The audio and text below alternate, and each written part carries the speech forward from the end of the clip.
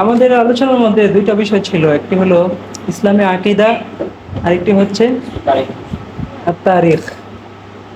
তারিখ তো আরবিতে বলে তারিখুল ইসলাম, আর তারিখুল ইসলামী, ইসলামী ইতিহাস। ওই দিন আমরা আকীদা বিষয়ে কিছু কথা ভূমিকামূলক বলেছি, কিন্তু ইতিহাস বিষয়ে বলা সম্ভব হয়নি, অল্প কিছুক্ষণ বলেছিলাম। তারপরেও প্রথমে আসতে হবে যে ইতিহাসের গুরুত্বটা কি, কারণ যে ইতিহাসের গুরুত্ব বুঝবে না সে তাকে যথা জায়গায় রাখবে না। এমনিতে বাঙালি মুসলিম যারা, তারা খুবই বিস্মৃতি পরায়ণ, ভুলে যায়। বাঙালি মুসলিমের স্মৃতি ক্ষমতা দুর্বল, সে মনে রাখতে পারে না। দেখেন না, 16 বছর পর্যন্ত কি একটা অবস্থা ছিল, 1-2 মাসের মধ্যেই সব ভুলে যাচ্ছে। কাজী নজরুল বলেছিলেন যে নদী যা আঁকা বাঁকা স্রোত, নদী ভুলে নাই, ভুলে নাই বলেই সে এঁকে বেঁকে সে চলেছে, তার পিঠে যা ছুরি মেরেছে তার থেকে সে প্রতিশোধ নিবে।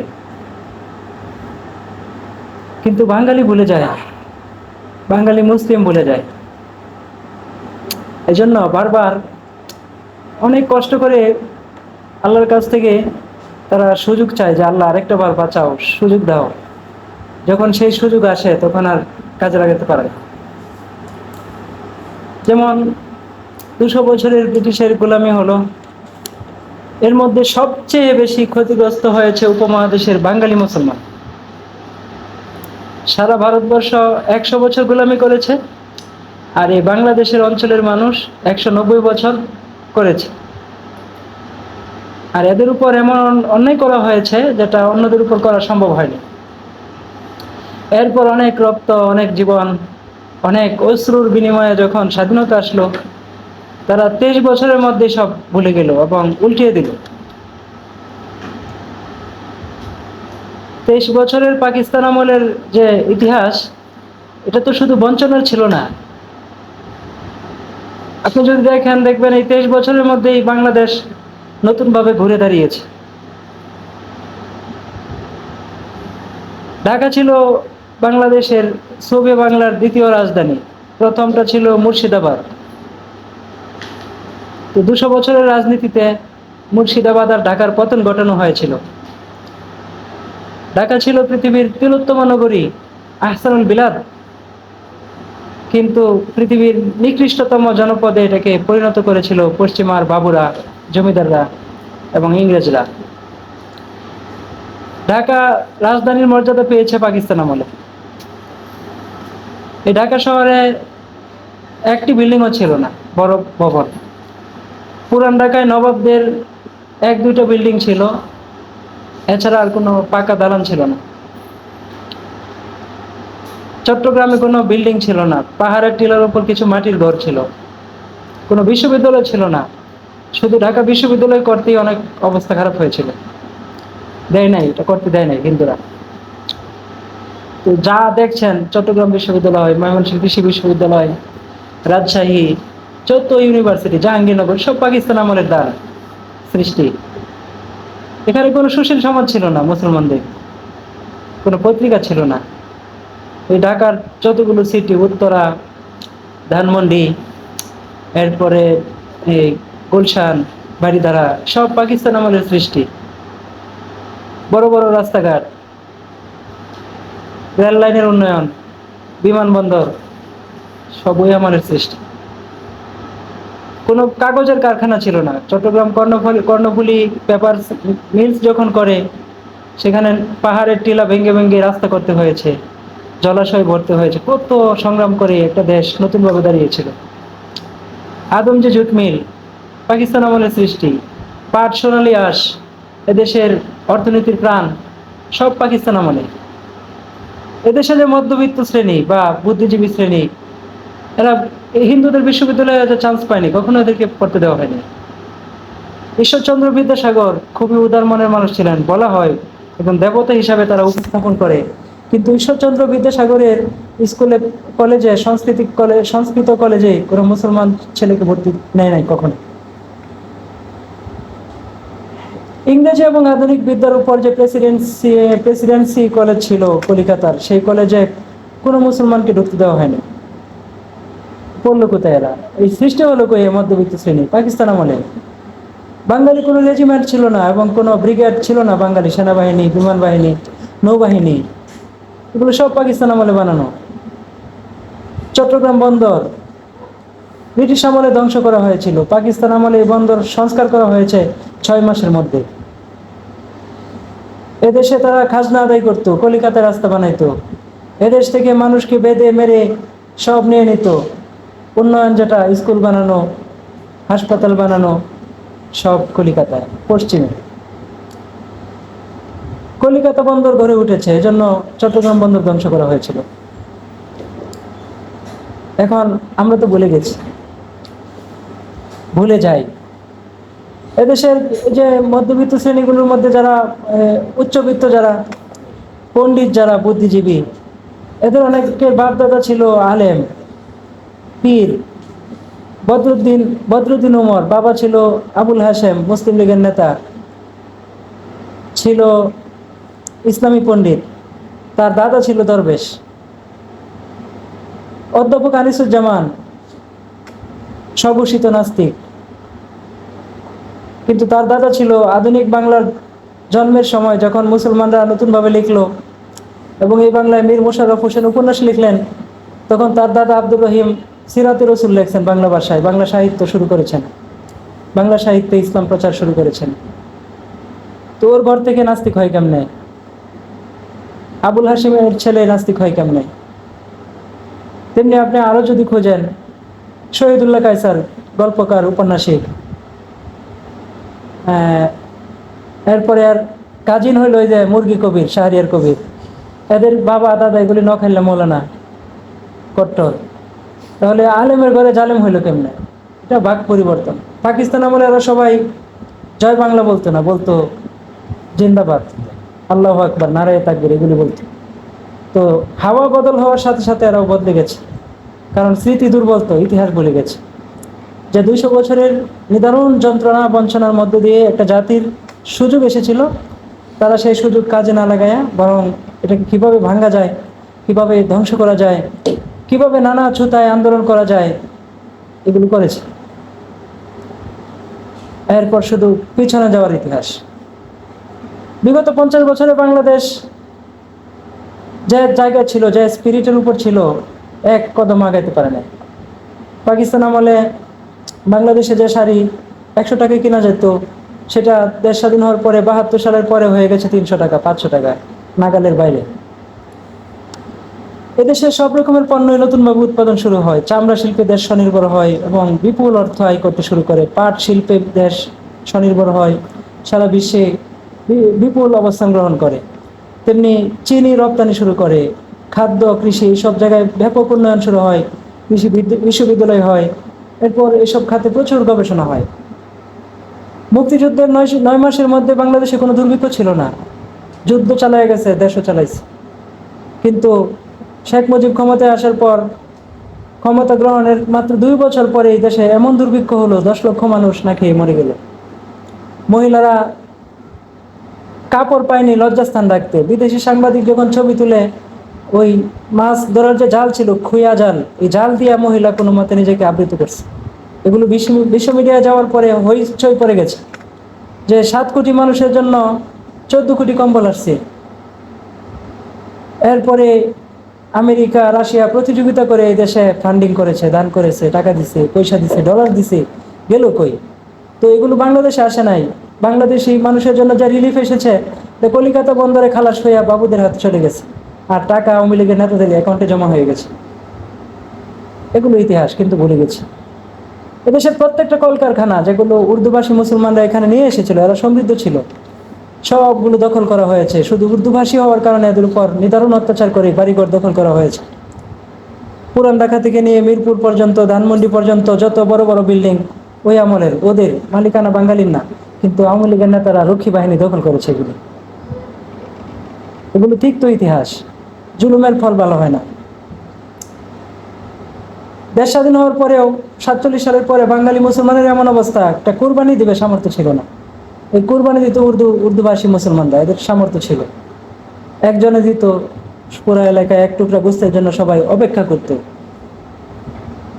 এই মানুষের ভাগ্য পরিবর্তনের জন্য ধৈর্য দরকার ছিল। এবং কোন কারণে ভেজাল হয়েছে, কোন কারণে এই গোলামের এই যে জিনজির পরানো হয়েছিল, এখান থেকে মুক্তির পর সুক্রিয়া হিসাবে এটাকে কাজে লাগানো দরকার ছিল।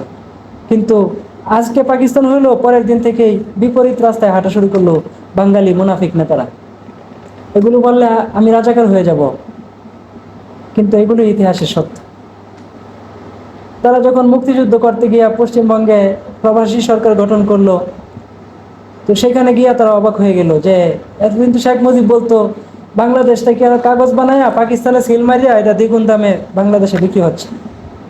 এইসব মিথ্যা কথা বলে বলে মানুষকে উত্তেজিত করেছে যে সব শোষণ পাকিস্তানিরাই করছে। তো 200 বছরের শোষণের ইতিহাস কারা সৃষ্টি করেছিল? পাকিস্তানিরা। পাকিস্তানি কারা? তো পাকিস্তান তো পশ্চিম পাকিস্তানিরা বানায় নাই, বানাইছে বাঙালিরা। মোহাম্মদ আলী জিন্নাহ ছিলেন কংগ্রেসের বিপরীতে, হিন্দু প্রধান সংগঠন কংগ্রেসের বিপরীতে মুসলিম প্ল্যাটফর্মের নেতা।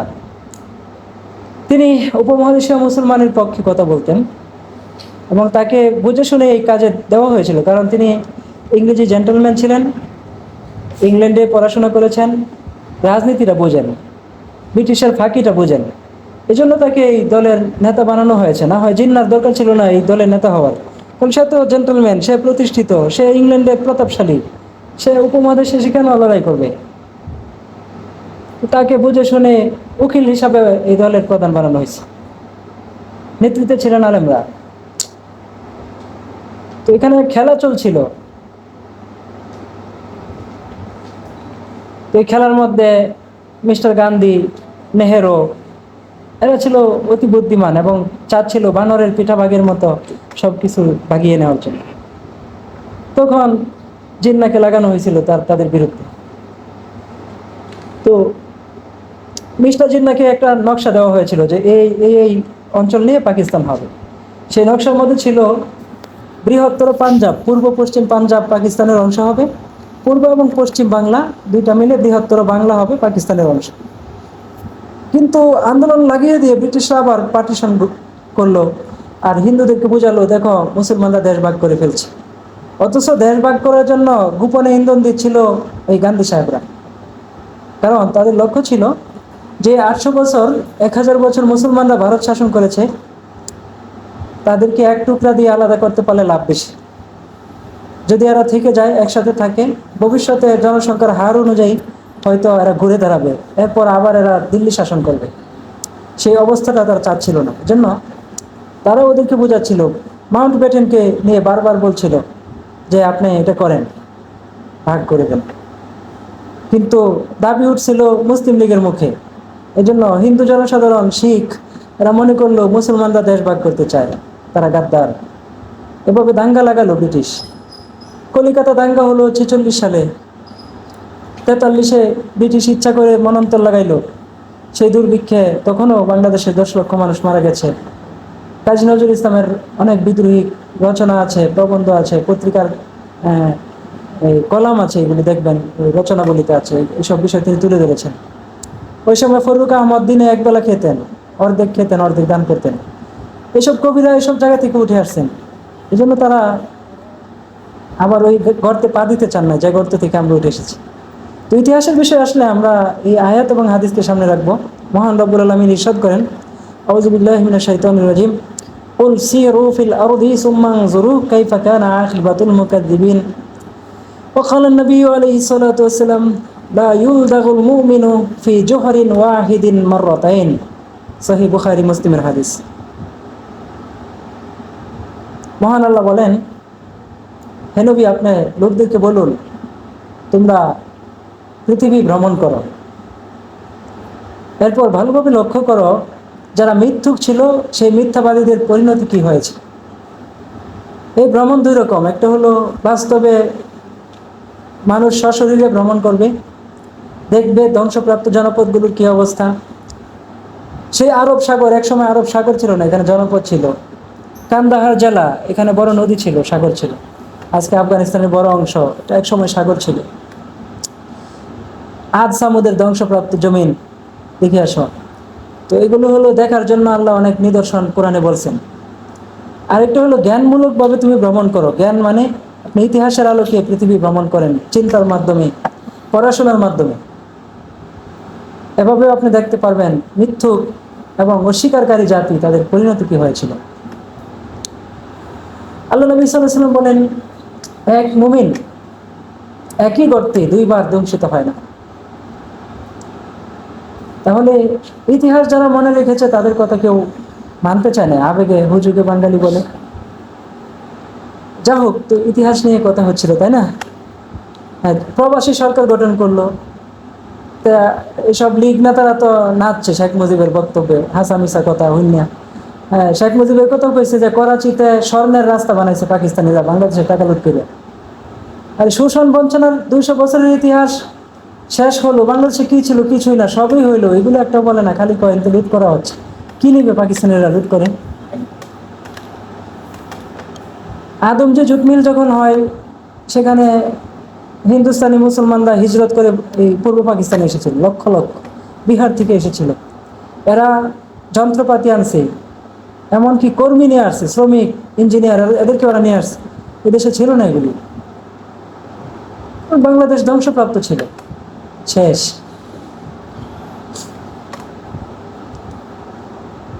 এতগুলো বিশ্ববিদ্যালয় হলো, কলকারখানা হলো, অর্থনীতি সবচেয়ে শক্তিশালী হলো পাকিস্তানের। এমন সময় যুদ্ধ অনিবার্য ছিল না।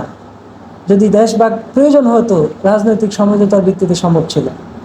এখানে যে বলে 30 লক্ষ মানুষ শহীদ হয়েছে, এটা তো অনেকেই বলতেছে মিথ্যা, এটা বাগাড়ম্বর। তারপরে যদি সত্য হয়, 30 লক্ষ মানুষের মৃত্যুর দায় কার? তাহলে ইন্দিরা গান্ধীর পরামর্শে এই যুদ্ধ হয়েছে।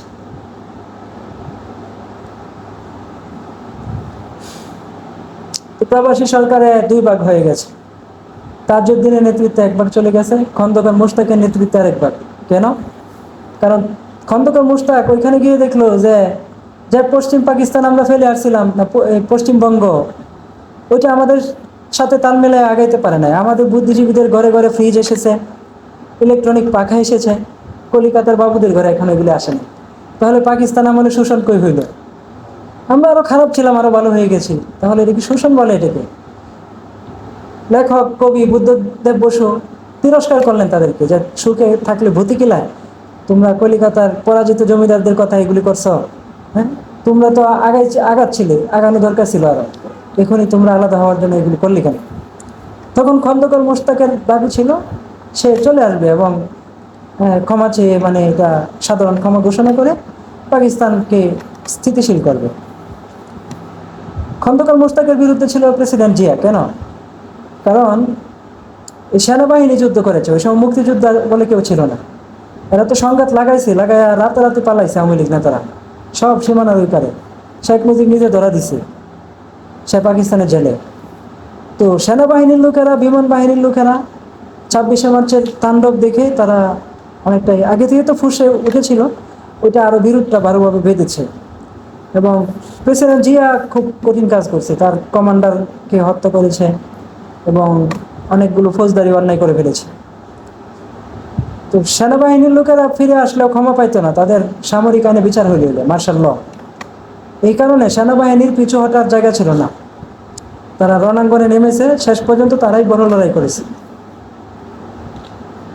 এগুলো তো ওই যে একে খন্দকারের বইয়ের মধ্যে এগুলো আছে। আওয়ামী লীগের মন্ত্রী ছিল 1971, ভেতরে বাইরে। তাহলে সামরিক বাহিনীর উচিত কথা লিখছে দেখে এবার হাসিনা বহিষ্কার করছিল মন্ত্রী পরিষদ থেকে। ইসলাম বিদ্বেষী ছিল, কিন্তু সত্য কথা লিখছে বইয়ের মধ্যে, এই জন্য তারা বহিষ্কার করে দিচ্ছে। তো আপনি ইতিহাস ভুলে যান কেন? আপনি বাঙালি, অথচ ইতিহাস ভুলে যাওয়া ঠিক নয়, কি নয়? তো ইতিহাস কি? ইতিহাস হলো মিরআতুল উমাম, মিরআতুল, একটা জাতির আয়না। সেই আয়নায় ওই জাতি তার চেহারা দেখে। ইতিহাস তার অতীতকে প্রতিবিম্বিত করে, তার অতীতকে, একটি জাতির অতীত প্রতিবিম্বিত করে সামনে আনে এবং বর্তমানকে তর্জমা করে, বর্তমানকে অনুবাদ করে দেয়, আর ভবিষ্যৎকে ইলহাম করে। অতীতকে প্রতিবিম্বিত করে দেয়, বর্তমানকে তর্জমা অনুবাদ করে দেখায় যে এটা এরকম হচ্ছে। এই দুইয়ের মাঝখানে আপনাকে ভবিষ্যৎ সম্পর্কে ইলহাম করে, সঠিক জ্ঞান দান করে যে এটা হলো চলার রাস্তা। মাল্লা তারিখ আলাহু লা হাদির আলাহু, যার ইতিহাস নাই তার বর্তমান নাই। বরং আরও কঠিনভাবে বলা হয় মাল্লা তারিখ আলাহু বা উজুদ আলাহ, যার ইতিহাস নাই তার অস্তিত্বই থাকে না। তার কি থাকে না? আল উম্মাহ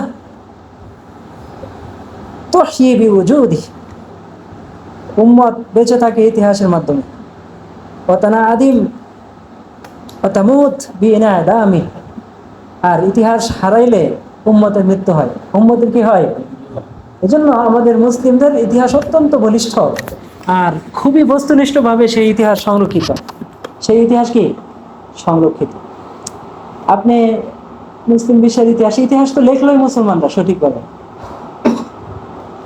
পৃথিবীর ইতিহাস, মানব জাতির ইতিহাস আছে, যেদিন থেকে মানুষ লিখতে শুরু করেছে সেদিন থেকে ইতিহাস সংরক্ষিত হয়েছে। সেই পাহাড়ের গুহাতে পাথরের মধ্যে লিখে গেছে ইতিহাস আদিম মানুষেরা।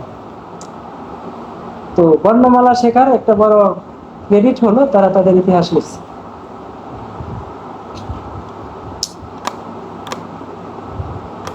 তো মুসলমানরা ইতিহাস লিখেছে এবং তাদের ইতিহাস সবচেয়ে নির্ভরযোগ্য, কারণ তারা সিলসিলাতুল আসানিদ, সনদ ভিত্তিক ইতিহাস লেখে। সূত্র ছাড়া কাল্পনিক কথা, গালগপ্প, এগুলো মুসলমানের ইতিহাসে স্থান পায় না। আপনি আমাদের নবী মুস্তাফা সাল্লাল্লাহু আলাইহি সাল্লামের থেকে আমাদের ইতিহাস শুরু, আজ পর্যন্ত একটা বর্ণমালাও হারায় জানে। বাংলাদেশের যাবতীয় ইতিহাস লেখা আছে ফার্সি ভাষায়।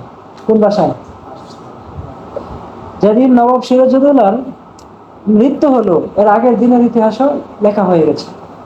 এখন যদি ঔপনিবেশিক আমলে যেটা হয়েছে, পশ্চিমারা, ব্রিটিশরা আমাদের ইতিহাস বিকৃত করেছে তাদের স্বার্থ অর্জন করার জন্য। ওরিয়েন্টালিস্ট আর মুস্তাশরিকিনরা আমাদের ইতিহাসে অনেক গলত ঢুকাইছে, মিথ্যা। যেমন একটা ইতিহাস ধরেন, ইতিহাস না জানলে তো আপনি ধরতে পারবেন না। ইহুদিরা তাদের একটা বইয়ের মধ্যে প্রচার করছে যে মুহাম্মদ সাল্লাল্লাহু আলাইহি সাল্লাম খাইবরের ইহুদিদের জিজিয়া কর মাফ করে দিয়েছিলেন। আমরা জানি আহলে কিতাব হইলেও মাফ নাই। আহলে কিতাব হোক, মুশরিক হোক, কাফের হোক, ইসলামী রাষ্ট্রে তারা একটা কর দিবে। তাদের বেশি খরচ নাই, শুধু একটা জিজিয়া কর নামে একটা বিশেষ ট্যাক্স আছে, এটা দেয়। আর মুসলমানদের অনেক খরচ আছে। তো ইহুদিরা এটা দিতে হবে না, দলিল এটা হুজুর সাল্লাল্লাহু আলাইহি সাল্লাম মাফ করে দিয়েছেন, তাহলে উম্মত তো মাফ করবে। সনদে কি আছে? কয় সনদের মধ্যে সাক্ষী হিসাবে এই ঘটনা তারা দেখাইছে যে মুআবিয়া রাদিয়াল্লাহু তাআলা আনহু ছিলেন আর সাদ ইবনে মুআজ ছিলেন। তো দুই সাহাবী হলো সাক্ষী কিসের? ইহুদিদের জন্য জিজিয়া মাফ। কি মাফ? এখন ইতিহাস যাচাই করে দেখা গেছে মুআবিয়া রাদিয়াল্লাহু তাআলা আনহু খাইবরের আগে মুসলমান হন নাই, বরং ফতহে মক্কার পরে আরো 2 বছর পরে, 2-3 বছর পরে তিনি মুসলমান হয়েছেন। তাহলে উনি সাক্ষী হলেন কিভাবে? মিথ্যা কথা। সাদ ইবনে মুআজ রাদিয়াল্লাহু তাআলা আনহু খাইবর যুদ্ধের 2 বছর আগে খন্দকের যুদ্ধের সময় শহীদ হয়ে গেছেন। তাহলে তিনি কবর থেকে উঠে এসে সাক্ষী দিচ্ছেন ইহুদিদের পক্ষে। এখন যদি আপনি ইতিহাস না জানতেন তা হারিয়ে যেত। যেমন পশ্চিমারা জঘন্য জাতি, এরা মানুষের কথা কেউ বিকৃত করে, মুখ কেউ বিকৃত করে, নাম কেউ বিকৃত করে। এই যে বাংলায় মোহাম্মদ নামটাকে কিভাবে লেখে? হিন্দুরা লেখে ওকার দিয়া। এক সময় ইংরেজিতে লিখতো মুহাডেমান, মুসলমানকে ঠাট্টা করে। ঠাকুররা লেখে ঠেগুর। এটি পশ্চিমাদের জগন্নাথ, অন্য জাতির প্রতি বর্ণ বিদ্বেষ। ইন্ডিয়া নাম হলো কেমনি? মূলত ভারতে প্রবেশের রাস্তা হইল পাকিস্তান। ভারতে প্রবেশের রাস্তা কি? উপমহাদেশের মূল রাস্তা। পাকিস্তান হওয়ার সময় তো এটা মুসলমানদের পক্ষে ছিল। বাংলাদেশও মুসলমানদের জন্য গুরুত্বপূর্ণ ভূগোল। মিস্টার জিন্না বুঝে শুনে পাকিস্তানের মানচিত্র বানিয়েছিলেন। তো এই খাইবর হয়ে, সিন্ধু হয়ে ভারতে আসতে হয়। তো সিন্ধু থেকে হিন্দু, সিন্ধু থেকে কি হিন্দু হিন্দুদের নাম নয়, হিন্দুদের নাম হলো, হিন্দুরা নিজেদেরকে বৈদিক বলে, বেদের অনুসারী বৈদিক সনাতনী এগুলো তারা পরিচয় দেয়, হিন্দু তারা তাদের নাম না। তবে সিন্ধু নদের মানুষ হওয়ার কারণে, এলাকা হওয়ার কারণে মুসলমানরা তাদেরকে সিন্ধু থেকে হিন্দুস্তান বলছে। আর ইংরেজরা বলে ইন্ডাজ, সিন্ধুকে কি বলে? ইন্ডাজ, ইন্ডাজ থেকে ইন্ডিয়া। সবাই এক জায়গাকে কেন্দ্র করে তাদেরকে চিহ্নিত করে। তো আসুন মিস্টার জিন্নাহ কি বললেন। তিনি যখন দেখলেন যে পাকিস্তান আন্দোলনে অনেক দূর অগ্রসর হলো, এর মধ্যে আবার ব্রিটিশরা দুর্ভিক্ষ দিয়ে বাঙালি মুসলমানের কোমর ভেঙে দিল। 46 সালে কলিকাতায় দাঙ্গা লাগাইলো এবং কলিকাতায় ধরে ধরে মুসলমানদেরকে রামদা দিয়ে টুকরা করা হয়েছে, হইয়া করে করে যমুনাতে ফেলানো হয়েছে। সেখানে নোয়াখালীর ব্যবসায়ীরা ছিল, ব্যাপকভাবে এরা মারা গেছে। ফলে নোয়াখালীর মানুষ হিন্দুদের উপর হামলা করছে। মিস্টার গান্ধী কলিকাতায় এত তাণ্ডব হইল, সেখানে না গিয়া মুসলমানরা দাঙ্গা করছে এটা আন্তর্জাতিক মিডিয়ায় দেওয়ার জন্য সে কলিকাতায় যাত্রা না করিয়া নোয়াখালীতে আসছে। জীবনে কোনোদিন নোয়াখালী আসে নাই, পূর্ব বাংলায় আসে নাই গান্ধী। মুসলমান দাঙ্গা করছে এটা দেখানোর জন্য সে কি করছে? নোয়াখালীতে যাত্রা করছে। তো মুসলমানদের নেতা ছিলেন শেরে বাংলা ফজলুল হক, দরদি নেতা। তিনি বললেন, গান্ধী যদি এই রাজনীতি বন্ধ না করে তাহলে আমি কলিকাতা যাত্রা করব, তাহলে আমার তো আন্তর্জাতিক মিডিয়া চিনবে, তখন প্রচার হবে যে হিন্দুরা কি করছে এখানে। আজকাল তো এটা হয়। এই যে 24 সালে গণহত্যা চললো, একজন শেরে বাংলা ছিল না এদেশে কথা বলার জন্য। একজন আব্দুল হামিদ খান ভাসানী ছিল না, যিনি 72 পর্যন্ত উনি জেলে যান নাই। উনি মুক্তিযুদ্ধের একমাত্র আন্তর্জাতিক নেতা যাকে বিশ্ব চিনেছে এবং তার কারণে এটা আন্তর্জাতিক গ্রহণযোগ্যতা পেয়েছিল। তিনি ভারতে ছিলেন 71 সাল মুক্তিযুদ্ধের সময়, তারপরে দেশে এসেছেন। এসে শেখ মুজিবের সরকারের যত অন্যায় বুকে পাথর বেঁধে সে রণাঙ্গনে নেমেছে, কাপড়ের কাপড় করে লড়াই করেছেন। বহু আলেম মুক্তিযুদ্ধ করছে, তারা ভারতের মাটি ব্যবহার করতে জানে, মেহমান হতে জানে। তারা বলছে এই দেশের মানুষ আমি, এখানেই লড়াই করবো। মৌলানা আব্দুর রশিদ তর্কবাগীশ, আওয়ামী লীগ দলের অন্যতম সভাপতি। তো মিস্টার জিন্নাহ বললেন যে এতদিন আমরা পাকিস্তান দেখাইছ, বৃহত্তর বাংলা সহ পাঞ্জাব সহ, তাহলে আমার পাকিস্তান সমৃদ্ধ ছিল। এখন তুমি বাংলার যে প্রধান অংশ দার্জিলিং থেকে নিয়ে বৃহত্তর রংপুর, উত্তর দিনাজপুর, এরপরে কলিকাতা সহ সবটাই তুমি কেটে নিছো ভারতের পক্ষে, তাহলে তো মাথা কাটা পাকিস্তান হইলো, মাথায় নাই আমার। পূর্ব পাঞ্জাব সমৃদ্ধ, এটাকে ভারতে দিয়ে দিছো, আমারে দিছো সবচেয়ে অবহেলিত পূর্ব বাংলা, সিন্ধু, বেলুচিস্তান, দুর্বল দুর্বল এলাকা। এগুলো নিয়ে আমি কিভাবে দেশ গড়ব? আমার কিছুই নাই। বন্দর, জংশন, রেল, বিমান সব তোমাদের, বড় বড় প্রতিষ্ঠান। তো আমি পাকিস্তান নিব না, আমার পাকিস্তান লাগবো না, বৃহত্তর হিন্দুস্তান নিব না আমাদের জন্য। তখন শেখ মুজিবের উস্তাদ সুহরাওয়ার্দী দাঁড়ায় বললো যে উস্তাদ, সে আবার লিডার মানত জিন্নাহরে। সে বললো যে যে অবস্থা হয়েছে এখানে মুসলমান একসাথে থাকতে পারবে না, কারণ দাঙ্গা লাগায় অলরেডি গাছে উঠানো হয়েছে আমাদেরকে, এই মুহূর্তে মই কেড়ে নেওয়া হয়েছে। কি কেড়ে নেওয়া হয়েছে? তো গাছে উঠায় মই কেড়ে নিছে। এই অবস্থা তো এখানে সহ অবস্থান সম্ভব না। তো পাকিস্তান আন্দোলনে আপনি থাকেন, প্রয়োজনে 10 লক্ষ বাঙালি জীবন দিবে। কয় লক্ষ বাঙালি? তো গরম বয়ান দিছে, দিয়া জিন্নাহরে মতের উপর রাখছে, রাইখা পাকিস্তান বাস্তবায়ন করছে। এই হিন্দুরা কি করলো? মানে দ্বিতীয় বিশ্বযুদ্ধে এত মানুষ মরে নাই, শুধু পাকিস্তান আন্দোলনকে কেন্দ্র করে তারা 10 লক্ষ মানুষ হত্যা করছে। কয় লক্ষ? 10 লক্ষ, বেশিরভাগ মুসলমান। লক্ষ লক্ষ মুসলমান বাড়ি ঘর ভিটে মাটি হারিয়ে তারা উদ্বাস্তু হয়ে গেছে। এই পূর্ব পাকিস্তানে আসছে, পশ্চিম পাকিস্তানে। পাকিস্তান সরকারের একে তো দুর্বল এলাকা, দ্বিতীয়ত হাজার হাজার লক্ষ লক্ষ মুহাজিরিনের পুনর্বাসন বিশাল এক চাপ পড়ে গেছে। মানুষগুলো কিছুই আনতে পারে না ভারত থেকে। এমনও হয়েছে যে রেলগাড়ি গেছে, এটাতে উঠবে, শিশু সন্তান প্ল্যাটফর্মে রেখে মা চলে আসছে, বা মা থেকে গেছে, বাচ্চা উঠে আসছে গাড়ি। এই ট্রেন পাকিস্তানে আসছে, কোনো জায়গা ছিল না, কাপড় ছিল না, খাবার ছিল না মানুষগুলো। তো এইরকম একটা সংকটের মধ্যে বাংলা ভাষা লইয়া আন্দোলন শুরু করছে পূর্ব পাকিস্তানে। উত্তাল আগুন লাগাই দিতেছে সব জায়গায় শেখ মুজিবরা। তো বাংলা ভাষা নিয়ে এমন কি গন্ডগোল হয়েছিল। বহু ভাষার উপমহাদেশে 1,500 ভাষার মধ্যে 2টা ভাষা হলো মুসলমানের সৃষ্টি, একটা ছিল উর্দু আর একটা হলো কি বাংলা।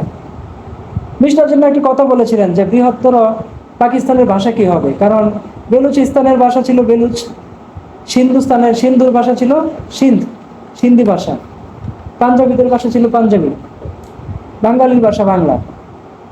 তিনি একটা আন্তর্যোগাযোগের যে প্রমিত ভাষা থাকে, যুক্তরাষ্ট্রে যে ভাষা চলে জাতীয় ভাষা, তিনি উর্দুকে ঘোষণা করছেন। পরে আন্দোলন হইল, তিনি বাংলাকেও জাতীয় ভাষা ঘোষণা করছেন, শেষ। কিন্তু এটাকে কেন্দ্র করে আমরা দেশ স্বাধীন করে ফেলবো, শোষকদেরকে তাড়াবো, ওদেরকে শোষক আখ্যায়িত করা, এরপর যা যা হয়েছে। এখন আপনি এসব বিষয়ে মতামত দিতে পারবেন না, বললে আপনাকে রাজাকার বানিয়ে দিবে, দেশদ্রোহী বানিয়ে দিবে, মানে জ্ঞানগত আলোচনা করা কঠিন। অথচ মত প্রকাশের স্বাধীনতা নামে তারা সবই বলতে পারতেছে। উল্টো চিত্র হলো ভারতে কতগুলো রাষ্ট্র একসাথে করা হয়েছে, হাজার খানিক ভাষার মানুষ বাস করে, কিন্তু হিন্দিকে রাষ্ট্রীয় ভাষা ঘোষণা করা হয়েছে। কিন্তু যে হিন্দি ভাষাকে রাষ্ট্রীয় ভাষা বলা হয়েছে, সেই ভাষা তো ভারতের মানুষের ভাষা না। ভারতের এক প্রান্ত থেকে আরেক প্রান্ত পর্যন্ত যে ভাষা মানুষ বোঝে তার নাম উর্দু। তার নাম কি? কিন্তু উর্দু ভাষা নিয়ে রাজনীতি করা সম্ভব হয় না, বাংলা নিয়ে করা গেছে। বাংলা নিয়ে করার কারণ হইলো এখানে ইংরেজরা 100 বছরের যে শাসনটা চালাইছিল, এটা পুরাটাই ইসরায়েলি বর্বরতা, পুরাটাই কি, এবং তাদের সহযোগী ছিল হিন্দু জমিদাররা। এমনভাবে নিদারুণ অত্যাচার করেছিল বাঙালি মুসলমানের উপর, এদের কি ভাষা, কি সংস্কৃতি, কি ইতিহাস সব হারিয়ে যাওয়ার অবস্থা। ওদের অস্তিত্ব হারিয়ে গেছে, ওদের মধ্যবিত্ত সমাজ ভেঙে চুরমার হয়ে দেশান্তর হয়ে গেছে। তখন এদের ভাষার উপরও ছুরি চালাইছে এরা। এবং 57-এর এই পলাশী যুদ্ধের আগে যে বাংলা ভাষার একটা চরিত্র ছিল, কাঠামো ছিল, শৈলী ছিল, উপাদান ছিল, হুবহু এই ভাষাটা পাল্টে গিয়ে কলিকাতা কেন্দ্রিক একটা ভাষা তৈরি হলো। সেই ভাষাটা সাধারণ মানুষের মুখের ভাষা ছিল না, এবং মানুষ এটা বুঝতেও না। ওই ভাষাটাকেও তো বাংলাদেশ আমলে জনগণের কাছাকাছি করার জন্য 3টা সূত্র ব্যবহার করা হয়েছে। একটা হইলো পাঠ্যপুস্তকে ঢুকানো হয়েছে, দ্বিতীয়ত সংবাদপত্র এবং টিভি টেলিভিশনে ঢুকানো হয়েছে, বুঝছেন, তৃতীয়ত পেপার পত্রিকার ভাষা বানানো হয়েছে এটাকে। হ্যাঁ, বাধ্য হয়ে পরে মানুষ এই ভাষা এখন শিখে ফেলছে। প্রথম দিকে সংবাদ পাঠ করার জন্য কলিকাতা থেকে উপস্থাপক আনা হইতো 12 করে। মানে ভাষাটা বাঙালি মুসলমানরা বা বাংলাদেশিরা উচ্চারণ করতে পারতো না, অনেক কঠিন ভাষা। রবীন্দ্র বলয়ের বাইরে গিয়ে কাজী নজরুল লড়াই করেছেন, যেটা মুখের ভাষা ছিল, আসল বাংলা ছিল, এটাকে তারা এই মানে ফুটপাতের ভাষা বানাইছে এবং বটতলা সাহিত্য নাম দিছিল। মানে এটাকে বটতলায় পাঠাইছি, এই ভাষার বইটই বটতলায় চকিতে বসে বসে বেচবেন, এটার কোনো স্টল হবে না, প্রকাশনী থাকবে না, এরকম একটা অবস্থা। তো এই যে একটা ষড়যন্ত্র, এটা উর্দুর মধ্যে তারা করতে পারে না, কারণ উর্দুভাষী মুসলমানরা সবচেয়ে সচেতন ছিলেন, তারা এত বেশি ধ্বংসের শিকারও হয় নাই।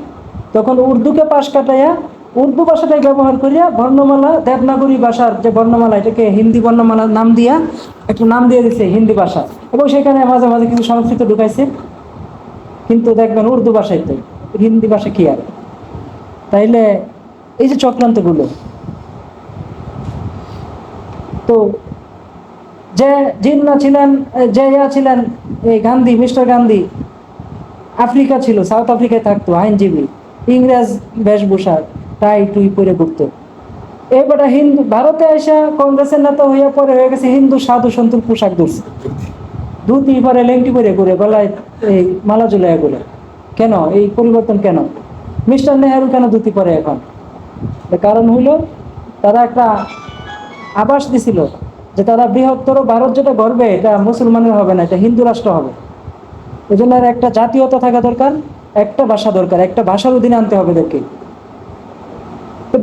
সেখানে তো বাংলা ছিল, বাংলাদেশে যে বাঙালি বাস করে তার চাইতে বেশি বাঙালি ছিল আসাম, ত্রিপুরা এবং পশ্চিমবঙ্গে। তাদের ভাষাকে উপেক্ষা করা হয়েছে, সেটা নিয়ে কোনো আন্দোলন হয় নাই। কিন্তু পূর্ববঙ্গে বা পশ্চিম পাকিস্তানে ভাষা নিয়ে এত কিছু হয়ে গেল কেন? চক্রান্ত।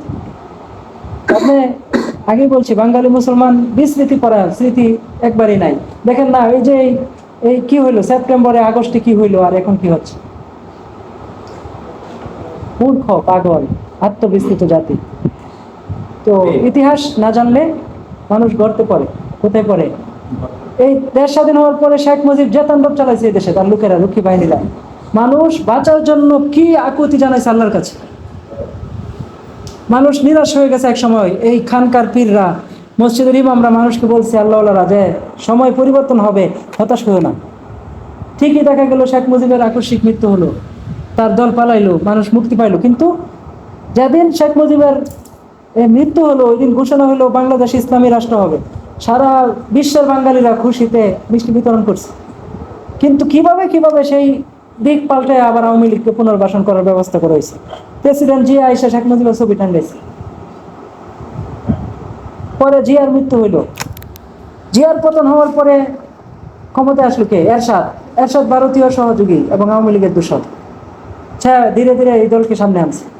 96 হাসিনা ক্ষমতায় আসলো, কি ভরবরতা চালায়, 3 মাসের হরতাল, ধ্বংসযজ্ঞ এবং পুরো দেশকে অকেজু করা, দেশীয় সম্পদকে ধ্বংস করা, শুধু অন্য দল করার কারণে মানুষকে পাটের বস্তায় ভরে পেট্রোল ঢেলে জ্বালিয়ে পুড়িয়ে দেওয়া, এইসব নৃশংসতা বর্বরতা চালায় তারা জঙ্গি হয় নাই। আলেমদেরকে গড়পড়তায় জঙ্গি বানায়, নাটক বানায় তারা জাতির জন্য হুমকি হিসাবে দেখাচ্ছে ইসলামী দলগুলিকে। 2001 সালে জাতি আবার আল্লাহর কাছে চাইছে, আল্লাহ আমরা মুক্তি চাই, আরেকটা সুযোগ দাও। সুযোগে কারে আনলো? বিএনপির মতো এক বাটপার, মূর্খ, নাবালক রাজনৈতিক দলকে ক্ষমতা দিল। আবার এরা ব্যর্থতার পরিচয় দিল। 2006 সালে এদের পতন। আবার 2 বছর স্টিম রোলার চললো জাতির উপর। আবার হাসিনাকে আনা হইলো। আবার 16 বছরের ষড়যন্ত্র, খুন, হত্যা, গুম। এখন আবার সামনে কি হয় জানা নাই। এই জাতি আবার ভুলে গেছে তার ইতিহাস। তো ইতিহাস জানলে লাভ কি? আমরা আগে বলেছি, ইতিহাস না থাকলে আমাদের বর্তমান নাই, কি নাই? এবং ইতিহাস যদি প্রতিবিম্বিত হলে আমরা আমাদের বর্তমানকে তর্জমা করতে পারি, তাহলে ভবিষ্যৎ কি হবে এটা আমরা ঠিক করতে পারবো। এখন আসেন ইতিহাসের প্রকার। এগুলি আমি এই ক্লাসে বলতে পারবো না, সময় শেষ। ইতিহাসের অনেক ভাগ আছে, আপনি কয়েক ধারা এগুলি পড়বেন। কাদিম ইতিহাস আছে। কাদিম মানে প্রাচীন। আপনি দেখবেন প্রাগৈতিহাসিক যুগ নামে অর্থনীতি বইয়ে, ব্যাংকিং বইয়ে লেখা থাকে। মানে ইতিহাস, লিখিত ইতিহাসের আগে একটা যুগ ছিল, এটাকে কি বলে? প্রাগৈতিহাসিক। আর একটা সময়কে বৈদিক যুগ বলে। বৈদিক মানে বেদ গ্রন্থ লেখার পর থেকে। এটা 5000 বছরের ইতিহাস। এখান থেকে মানুষ সংরক্ষিত করছে লিখে লিখে। এরপরে যে একটা বিরাট বিপ্লব হয়েছে, এটা ইসলামী বিপ্লব মধ্যযুগে। সারা বিশ্বে মধ্যযুগে কাদিম যতগুলো, প্রাচীন যতগুলো জনপদ ছিল, গ্রিক সভ্যতা আগেই হারিয়ে গেছে। তখন ছিল পশ্চিমা রোমক সভ্যতা, এই প্রাচ্যে ছিল আপনার এই পারসিক সভ্যতা, ভারতে ছিল ভারতীয় সভ্যতা, এভাবে বিভিন্ন ছিল মিশরীয় সভ্যতা।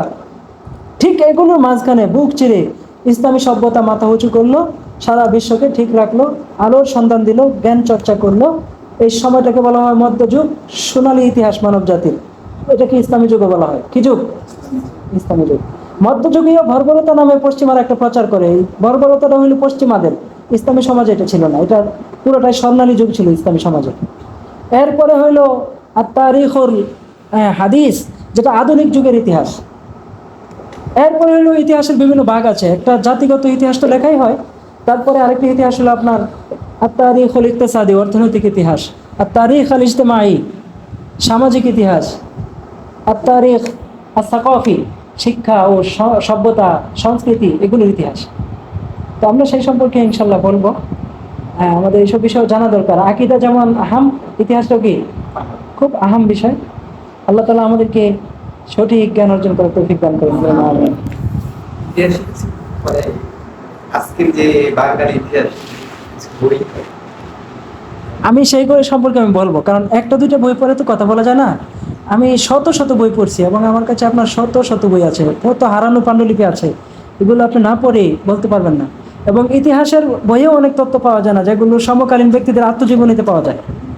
আত্মজীবনীতে মানুষ সৎ থাকার চেষ্টা করে এবং সত্য কথা লিখে ফেলে। যেমন বাংলাদেশের সংবিধান রচনার সময় যে জালিয়াতিগুলো হয়েছে, এটা আপনি ওই সময়ের কোনো ইতিহাসের বইয়ে পাবেন না। কিন্তু আনিসুজ্জামানের 2টা আত্মজীবনী আছে, এটি পড়েন। এখানে এসে এই সংবিধান কমিটিতে ছিল ডক্টর কামালের সাথে। তো এখানে কি কি শয়তানি হয়েছে এগুলো সে ওই বইয়ের মধ্যে লিখছে। এবং এই কামাল হোসেনের শয়তানিকে প্রতিবাদ করে যে এই সংবিধান রচনায় আন্তর্জাতিক কমিটি বিশেষজ্ঞ ছিল, ব্রিটিশ পার্লামেন্টের সংবিধান বিশেষজ্ঞ, তাকে আমন্ত্রণ করে শেখ মুজিবুর রহমান এনেছিলেন বাংলাদেশে। তো কামাল হোসেন যখন ধর্ম নিয়ে কুৎসিত ভাষা লিখল সংবিধানে, তখন সে ধর্মের বিরুদ্ধে এই কথা লেখার কারণে সে নৈতিকতা থেকে প্রতিবাদ করে চাকরি ছেড়ে চলে গেছিল।